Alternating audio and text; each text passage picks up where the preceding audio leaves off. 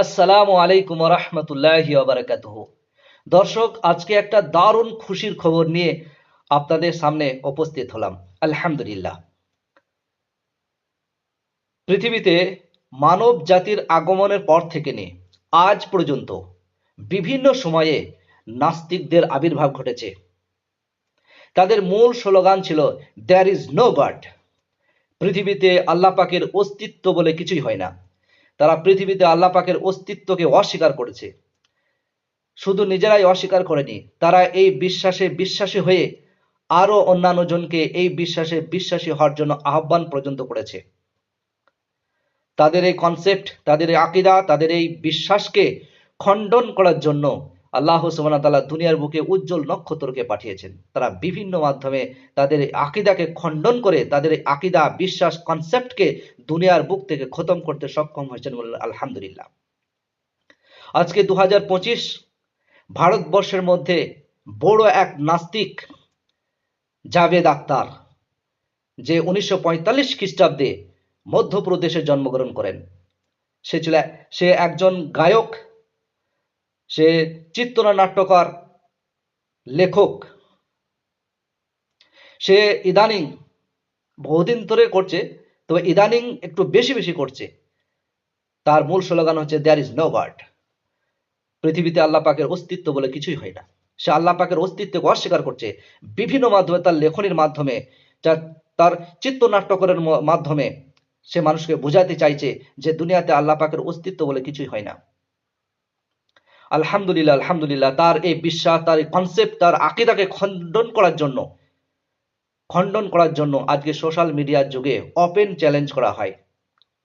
আর সেই open challenge যিনি করেছিলেন, তিনি উজ্জ্বল নক্ষত্র, আর অন্য কোনো জায়গার নয়, তিনি হচ্ছেন আমাদের ভারতবর্ষের মধ্যে পশ্চিম বাংলার মেটিয়াপুরুজের একজন মুফতি। 1994 খ্রিস্টাব্দে জন্মগ্রহণ করলেন মেটিয়াপুরুজে শামাইল নদভী রহমত। মুফতি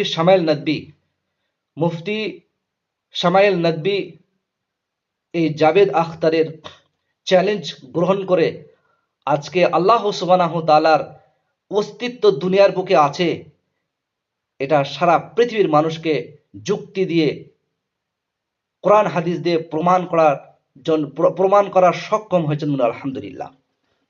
আজকে জাভেদ আখতারের যে স্বল্প নলেজ, স্বল্প জ্ঞান, আজকে সারা পৃথিবীর মানুষের কাছে উন্মোচন হলো। আলহামদুলিল্লাহ। তো এইরকম ভাবে পৃথিবীতে আগামীতে যত নাস্তিকদের আবির্ভাব ঘটবে, আলহামদুলিল্লাহ, আলহামদুলিল্লাহ, সেই নাস্তিকদের আকীদা, বিশ্বাস, কনসেপ্টকে খণ্ডন করার জন্য ইনশাআল্লাহ তাআলা দুনিয়ার বুকে সেরকম উলামায়ে হাক্কানীদের আবির্ভাব ঘটবে ইনশাআল্লাহ। উলামায়ে দেওবন্দ, উলামায়ে হাক্কানী তাদের বিশ্বাস, তাদের ভুল বিশ্বাসকে, বাতিলকে খণ্ডন করার জন্য ইনশাআল্লাহ আল্লাহ পাক তাদের হিকমত দান করবেন ইনশাআল্লাহ তাআলা।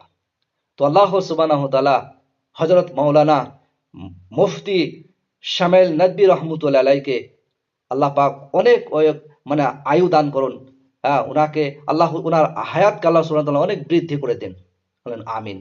সবাই ওনার জন্য দোয়া করব ইনশাআল্লাহ। উনি আমাদের মেটিয়াপুরুজ, কলকাতা বাড়ি, পশ্চিম বাংলার রত্ন, দিনের এক রত্ন।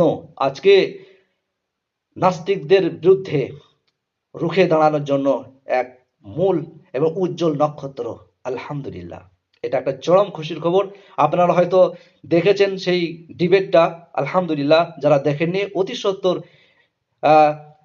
জাভেদ আখতার এবং মুফতি শামাইল নদভী রহমতুল্লাহ আলাই এর যে ডিবেট, এই ডিবেটটা অবশ্যই আপনারা দেখবেন। আসসালামু আলাইকুম ওয়া রাহমাতুল্লাহ।